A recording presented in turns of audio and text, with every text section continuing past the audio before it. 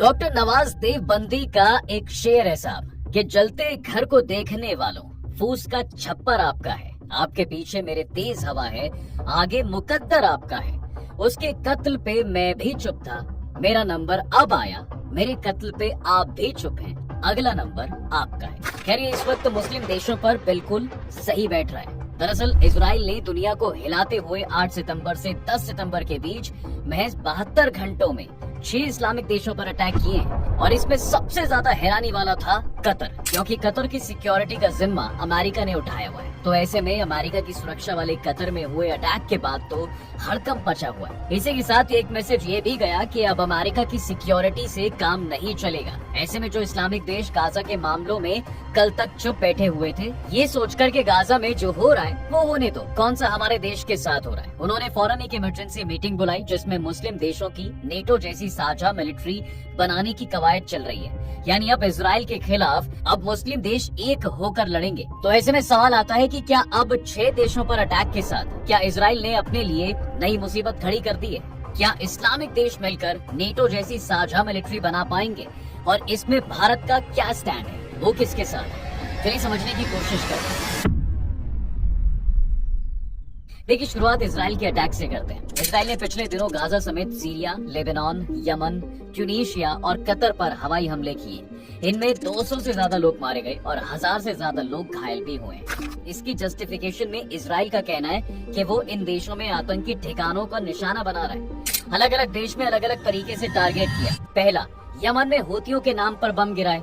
10 सितंबर को इजराइल ने यमन की राजधानी सना और अल जौफ प्रांत में मिलिट्री कैंप्स, हूती के पब्लिक इंफॉर्मेशन डिपार्टमेंट के ऑफिसेज और फ्यूल स्टोरेज साइट्स पर बम गिराए हैं। इसमें 20 से ज्यादा हूती मिलिटेंट्स मारे गए। इजराइल ने कहा कि हूतियों ने रेड सी में इजरायली जहाजों पर ड्रोन और मिसाइल अटैक किए थे, ये उनका जवाबी हमला था।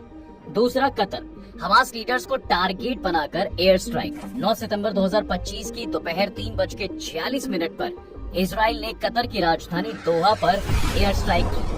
F-15 और F-35 फाइटर जेट से 10 से ज्यादा मिसाइलें दागी हैं। इजराइल ने कहा कि खलील अल हया जैसे हमास के टॉप लीडर्स कतर में छिपे थे और गाजा सीजफायर नेगोशिएशंस कर रहे थे, इसलिए उन पर अटैक किया।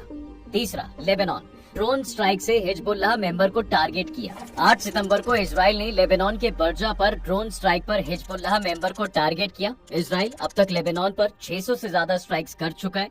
इस हमले की जस्टिफिकेशन में इजराइल का कहना है साहब कि हिजबुल्लाह ने 7 अक्टूबर 2023 के बाद से उत्तरी इजराइल पर रॉकेट दागे। ये हमला दक्षिणी लेबनान से थ्रेट कम करने के लिए था। चौथा, सीरिया, हवाई हमले में 12 लोगों की मौत। 8 सितंबर की देर रात इजराइल ने सीरिया पर हवाई हमला किया। इसमें 12 लोग मारे गए, जिसमें ईरानी और सीरियन मिलिट्री मेंबर्स शामिल थे। इजराइल ने कहा कि सीरिया ईरान की एयरफोर्स IRGC को हथियार सप्लाई कर रहा था, जो हिजबुल्लाह और हमास को मजबूत करता है।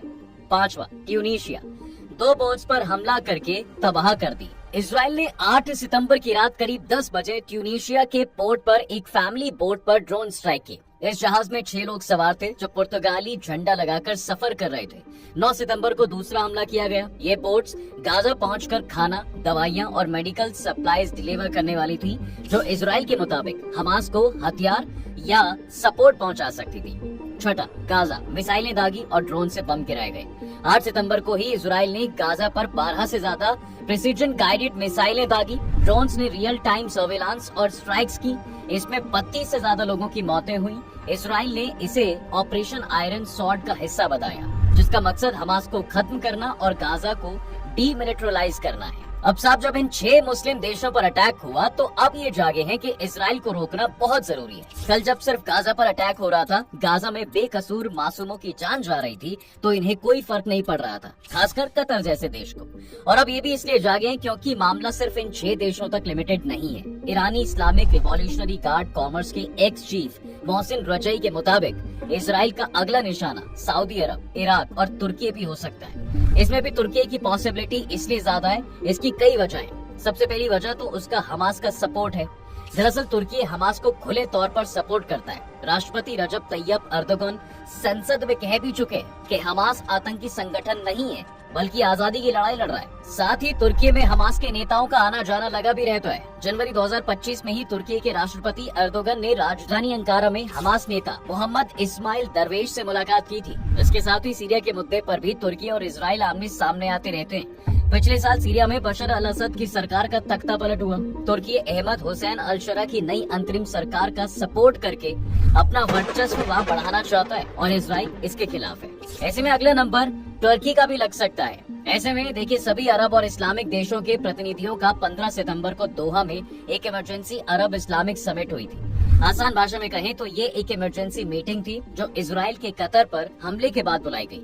समिट में अरब लीग और ऑर्गेनाइजेशन ऑफ इस्लामिक कॉर्पोरेशन यानी कि OIC के 50 से ज्यादा देशों ने हिस्सा लिया। ईरानी राष्ट्रपति मसूद पेजेशकियान, इराकी प्रधानमंत्री मोहम्मद शिया अल सुदानी, पाकिस्तानी प्रधानमंत्री शहबाज शरीफ और तुर्की के राष्ट्रपति रजब तैयब एर्दोगन भी इमरजेंसी मीटिंग में शामिल होने पहुंचे। लेबनान के राष्ट्रपति जनरल जोसेफ ऑन, ताजिकिस्तान के राष्ट्रपति इमोमाली रहमान और सीरियाई राष्ट्रपति अहमद अल शरा भी बैठक का हिस्सा थे। ऐसे में 15 सितंबर को हुए इस समिट में ईरान के राष्ट्रपति मसूद पेजेशकियान ने मुस्लिम देशों से इजराइल के साथ रिश्ते तोड़ने को कहा। न्यूज एजेंसी राइटर्स के मुताबिक समिट के लिए तैयार ड्राफ्ट में लिखा था कि इजराइल का कतर पर क्रूर हमला, नरसंहार, जातीय आधार पर हमले, भुखमरी, घेराबंदी और विस्तार नीतियां शांति और एकजुटता के लिए खतरा है। इससे पहले 14 सितंबर को सभी अरब और इस्लामिक देशों के विदेश मंत्रियों की बैठक भी हुई थी। इस बैठक में समिट का ड्राफ्ट तैयार किया गया।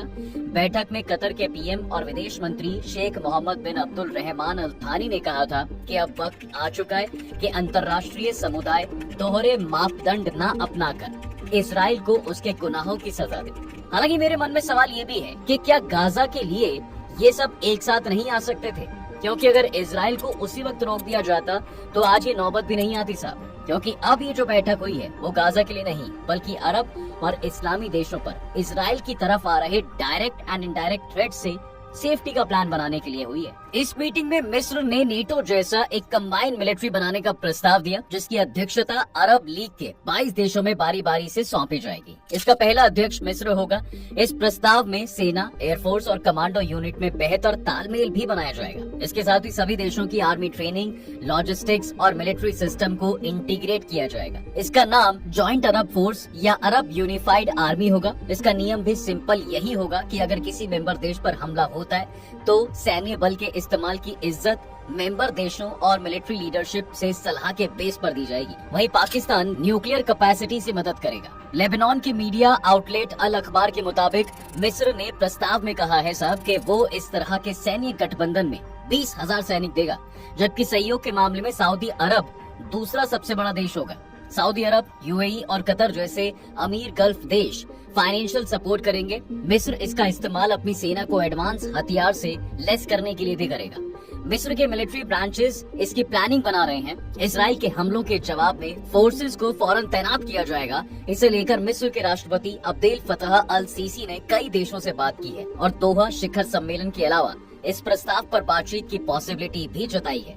दोहा समिट में प्रस्ताव को मॉरली एक्सेप्ट भी किया गया है। हालांकि अभी इसकी कोई ठोस टाइमलाइन नहीं बताई गई है, लेकिन अगर ये संगठन बना तो मिडिल ईस्ट का ये सबसे बड़ा मिलिट्री ब्लॉक होगा। पर फिलहाल ये सिर्फ चर्चा वाले लेवल पर ही है। OIC ने जॉइंट स्टेटमेंट में इजराइल को वार्निंग दी और UN में दबाव बनाने का फैसला किया। अब हो सकता है कि आप में से कुछ के मन में ये भी सवाल आ रहा होगा कि यार ये नेटो है क्या और आखिर इसमें ऐसा क्या है कि इस्लामिक देश मिलकर इसके जैसा एक मिलिट्री ब्लॉक बनाने की बात कर रहे हैं। तो देखो साहब, 4 अप्रैल 1949 को बेल्जियम के ब्रसेल्स में नॉर्थ अटलांटिक ट्रीटी ऑर्गेनाइजेशन यानी कि नेटो बना था। ये बेसिकली यूरोप और उत्तरी अमेरिकी देशों का एक मिलिट्री अलायंस है जिसका मकसद सोवियत यूनियन की बढ़ती ताकत से मुकाबला करना था। इस नेटो के आर्टिकल 5 के मुताबिक अगर किसी नेटो देश पर कोई देश हमला करता है तो बाकी सभी नेटो देशों पर हमला माना जाता है, यानी सब देश मिलकर एक साथ पलटकर उस पर अटैक कर सकते हैं। 76 साल पहले बना नेटो दुनिया का सबसे मजबूत सैन्य गठन है जिसमें कुल 33 मेंबर देश हैं, यानी अगर किसी भी एक देश पर अटैक हुआ तो ये 33 के 33 देश एक साथ आएंगे। इसी नेटो के चक्कर में रूस यूक्रेन वॉर चल रही है। अब मुस्लिम देश भी ऐसे ही एक अलायंस बनाने की कोशिश कर रहे हैं। वैसे ये पहली बार भी नहीं है, मुस्लिम देशों ने पहले भी नेटो जैसा अलायंस बनाने की कोशिशें की हैं, लेकिन ये ज्यादातर कागज तक लिमिटेड रह गई है। 2015 में सऊदी अरब ने इस्लामिक मिलिट्री काउंटर टेररिज्म कोalition यानी कि IMCTC शुरू किया था, जिसमें पाकिस्तान, तुर्की और मिस्र जैसे 43 मेंबर देश हैं। इसे मुस्लिम नेटो कहा जाता था, लेकिन नेटो के आर्टिकल 5 जैसा इसमें कोई प्रावधान ही नहीं था। यही हाल OIC का भी है। 2015 में OIC ने जॉइंट काउंटर टेरर फोर्स का प्रस्ताव रखा, लेकिन लागू नहीं हुआ। दरअसल मुस्लिम देश आपस में ही लड़ते रहते हैं। ईरान की सऊदी अरब से लड़ाई है, तुर्की के लोग भी इस तरह के संगठन को पसंद नहीं करते और सेक्युलर मुस्लिम देशों से अलग ही ठनी रहती है। मिस्र, जॉर्डन और कतर जैसे देश अमेरिका के बड़े सपोर्टर्स में शामिल है। इसके अलावा इंडोनेशिया और मलेशिया जैसे देशों की राजनीति बाकी इस्लामिक देशों से बहुत अलग है। ऐसे में इन सभी का एक साथ आकर ऐसा मिलिट्री अलायंस बनाना थोड़ा मुश्किल जरूर है। इसके साथ ही ये सभी इस्लामिक देश चीन से करीब जाने की कोशिश करते हैं। इस वजह से भी अमेरिका इन